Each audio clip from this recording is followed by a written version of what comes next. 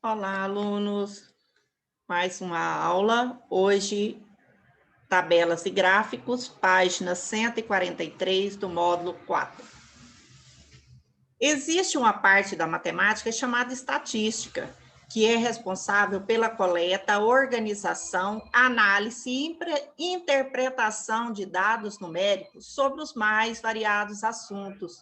Muitas vezes, os estudos estatísticos são baseados em uma grande quantidade de dados numéricos. Assim, para facilitar a visualização desses dados, é comum o uso de tabelas e gráficos. Esses dois recursos são muito empregados na divulgação de informações, como os resultados de pesquisas eleitorais e a variação do preço de alguns produtos. As tabelas e os gráficos devem apresentar título, que evidencia o assunto abordado, e fonte, que informa a origem dos dados. As tabelas. Nas tabelas, as informações são organizadas em linhas e colunas, como aqui nesse exemplo.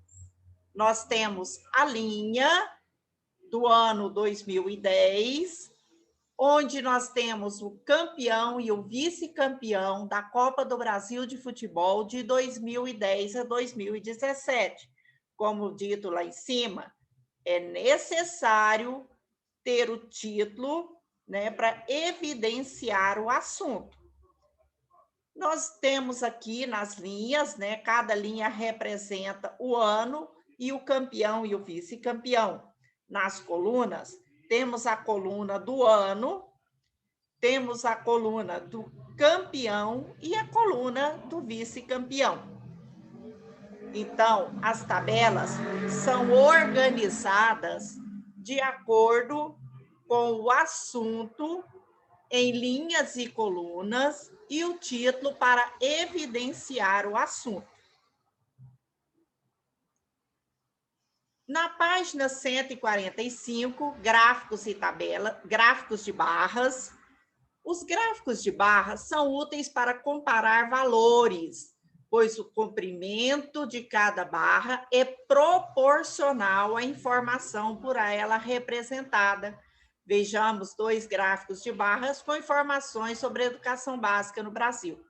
Aqui nós temos um gráfico de barra construído, né, na horizontal as regiões brasileiras e na vertical a quantidade de estabelecimento. O que se trata esse gráfico? Da quantidade de estabelecimentos da educação básica no Brasil por região em 2017. Observe que essas barras na vertical, elas têm a mesma largura e o distanciamento entre uma e outra também é o mesmo. E elas têm uma altura, um comprimento que determina a quantidade de estabelecimento por região. Aqui embaixo, né, nós temos aqui o nome da região embaixo de cada uma dessas colunas e em cima a quantidade, então, de estabelecimentos.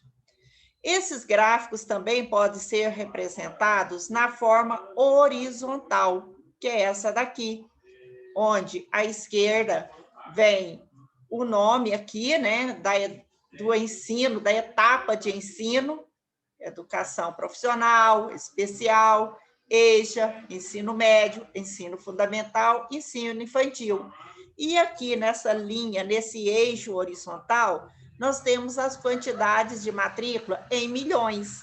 Então, essas barras são do tamanho da quantidade dessas matrículas em milhões representados aí. Aqui eu tenho um gráfico de barras horizontais, aqui eu tenho um gráfico de barras verticais. Ou também esse gráfico de barras verticais podem ser chamados de gráficos de coluna. Gráficos de barras duplas. Para que serve esse tipo de gráfico? Eles são úteis para comparar dois ou mais valores de uma mesma categoria ou espécie. Aqui nós temos a comparação das temperaturas máxima e mínima registradas em algumas capitais brasileiras no dia 11/6. Então, nesse dia, qual foi a temperatura máxima? Qual foi a temperatura mínima em Curitiba? A temperatura mínima é de verde, a máxima de azul. Então, a mínima 17,1 e a máxima 26,6. Está comparando as duas temperaturas na cidade de Curitiba no mesmo dia. Então, o gráfico de barras duplas, ele serve para comparar os valores de uma mesma espécie ou de uma mesma categoria.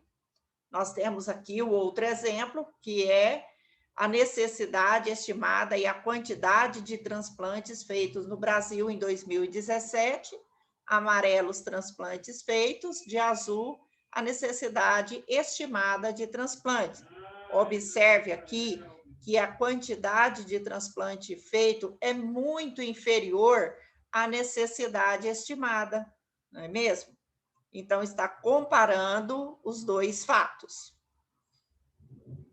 Na página 147, o gráfico de setores, que também é conhecido como gráfico de pizza, porque é em uma circunferência, ele é usado geralmente para analisar a relação entre as partes e o todo.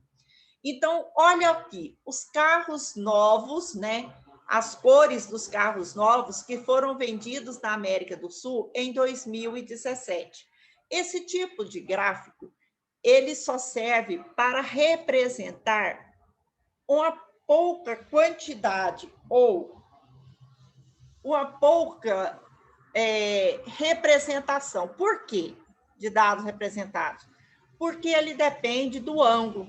Então, se eu tenho muitos, né, muitos diferentes, como fala, itens, eu não tenho nem como representar o ângulo dele, nem vai aparecer o ângulo dele no gráfico. Então, eu tenho que representar menos itens para que eu possa evidenciar aqui nesse gráfico. 100% desse gráfico representa uma volta, né, um ângulo de 360 graus. Então, mostrando esse ângulo aqui, é o branco, é a quantidade, é a porcentagem dos carros brancos, né, 38%, foi bem superior, né, nesse ano, a venda dos carros brancos. Depois o prata, depois o preto, cinza e vermelho estão em empate, e outros. Por que outros? Porque existem várias outras cores e que não dá para ser representado, não dava para ser visualizados no gráfico. Então, juntou-se as outras cores e representou apenas 3%. Somando todas essas porcentagens, você pode verificar que equivale a 100%. Pictograma. Os pictogramas, eles são gráficos ilustrativos, são muito representados em jornais e revistas para ilustrar a imagem que está relacionando o assunto, né, para tornar esse assunto mais atraente ao leitor. Esse tipo de gráfico, que é pictograma ou gráfico pictórico, ele é representado a imagem do produto. Então, aqui nós temos a altura de alguns edifícios no Brasil. Olha a imagem que eu tenho aqui, né? As colunas são representadas com os próprios prédios, com os próprios edifícios. Então, elas são imagens ilustrativas que chamam a atenção do leitor. Já o gráfico de linhas, ele serve para representar uma variação. Aumentou? Diminuiu? Está constante? Então, a variação, ela é representada por gráficos de linhas, também chamados por gráfico de linhas poligonais, ou gráficos de segmento. Então, nós vemos muito agora, nessa época de eleições, quando diz um candidato subiu tantos pontos, caiu tantos pontos, está constante a quantidade, né, nas pesquisas. Então, como nós temos essa quantidade, essa variação, das pesquisas, elas são representadas pelos gráficos de linhas poligonais, ou até mesmo, se eu medir a temperatura de hora em hora durante um dia, logicamente, não vai ser a mesma temperatura durante todas as medições, né? Então, ela vai aumentar, ela vai diminuir, né? E isso é representado nesse tipo de gráfico. A pirâmide etária é um gráfico que representa várias informações sobre a população de um município, do estado ou de um país, segundo as idades e o sexo. Observe que aqui nós temos homens do lado esquerdo, mulheres do lado direito. A quantidade em milhões de habitantes, tanto para homens como para mulheres, e o zero vai de baixo para cima, tá? Por quê? Porque o zero está no eixo, onde começa. É o início de tudo, tá? Então, são medidos de 5 em 5 anos, numa faixa etária agrupada, né, de 5 em 5 anos, e vai de baixo para cima. As atividades de hoje são da página 149 e 150. Nessas atividades, vocês vão responder as atividades, em seguida vamos corrigi-las.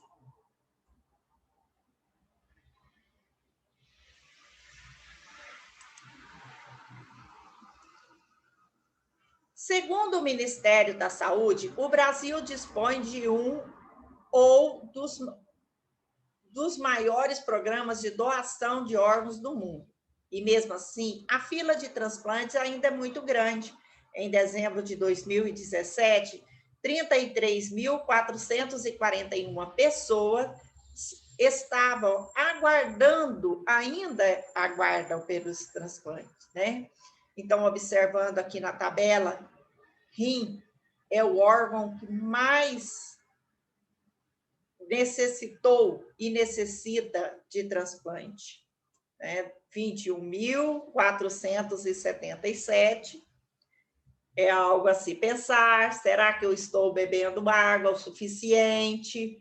Né? Estou me hidratando? Meu rim necessita muito disso. Eu estou cuidando do meu rim? O fígado, 1.292, o coração, 296, o pulmão, 201, pâncreas, 31, pâncreas é o rim, 511, córneas, 9.633, no total de 33.441. A questão A, qual é o assunto tratado na tabela? O assunto tratado na tabela é a quantidade de pacientes em lista de espera, não é? Olha aqui o título. Por órgão a ser transplantado no Brasil em 2017. Então, o assunto da tabela, ele fica evidenciado no título, tá? Então, a resposta da letra A é o título da tabela. Na letra B, onde os dados presentes na tabela foram obtidos? Esses dados foram obtidos aqui. Fica aqui no finalzinho, no final da tabela, aqui no rodapé, fica a fonte. A fonte é onde forneceu, é o local a que fornece esses dados. Então, foi no Registro Brasileiro de Transplantes. Existem outras maneiras de representar os dados? Sim, existem outras maneiras de representar, né? Não é só em tabela que se representam os dados, eles podem ser representados também por gráficos de barras ou pictogramas, né? Eu posso representar esse tipo de dado por gráficos de barras ou por pictograma, que é o desenho de cada um desses órgãos, né? De cada um deles. Na página seguinte, nós temos a questão de número 2, 150, página 150. Segundo o levantamento da Organização das Nações Unidas, ONU, Uma pessoa necessita diariamente de 110 litros de água para suas atividades. Pensando nisso, Maurício organizou uma tabela a distribuição de seu consumo de água em determinado dia. Em qual das atividades da tabela Maurício gastou a maior quantidade de água nesse dia?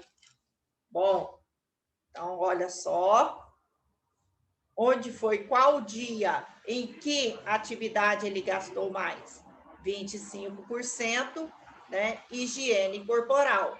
Então, Maurício gastou a maior quantidade de água com a higiene corporal, que é o maior consumo em porcentagem, que eu tenho 24, 25, 19, 6, 18 e 8. A maior quantidade é o 25. Na letra B, sabendo que nesse dia Maurício consumiu 106 litros de água,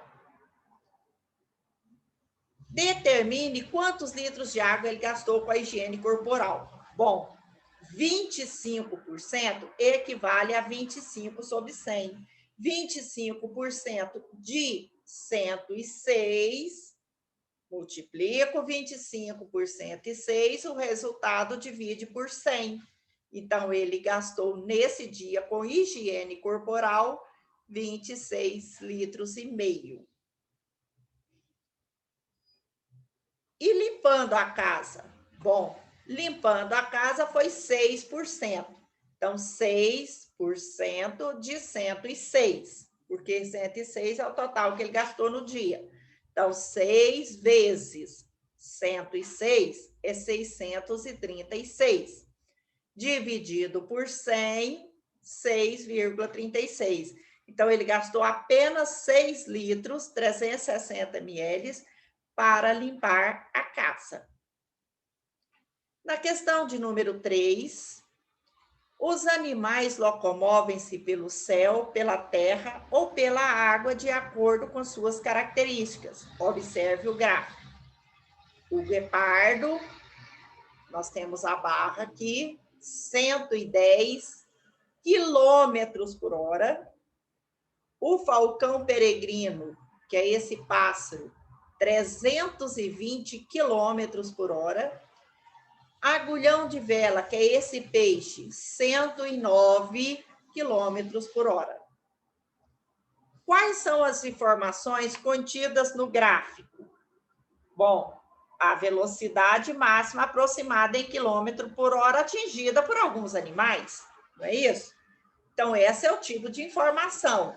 Velocidade máxima aproximada atingida por alguns animais.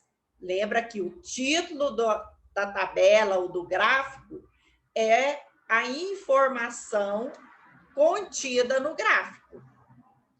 Qual foi o tipo de gráfico usado para representar essas informações? Gráfico de barras. Observe que eu tenho aqui a barra do guepardo, a barra do falcão peregrino e a barra do agulhão de vela. Tá vendo? Então, o tipo de gráfico é o gráfico de barras. A letra B, calcule em seu caderno a diferença de velocidade em quilômetros por hora entre os animais, o animal mais rápido e o mais lento, apresentados no gráfico. Bom, a diferença entre um e o outro é de 211 quilômetros por hora, né? Então, olha só, o mais rápido, 320 km por hora, o mais lento, 109. Então, 320 menos 109, 211 quilômetros por hora. Bom, pessoal, então, aqui nós encerramos a nossa correção de hoje. Até a próxima aula.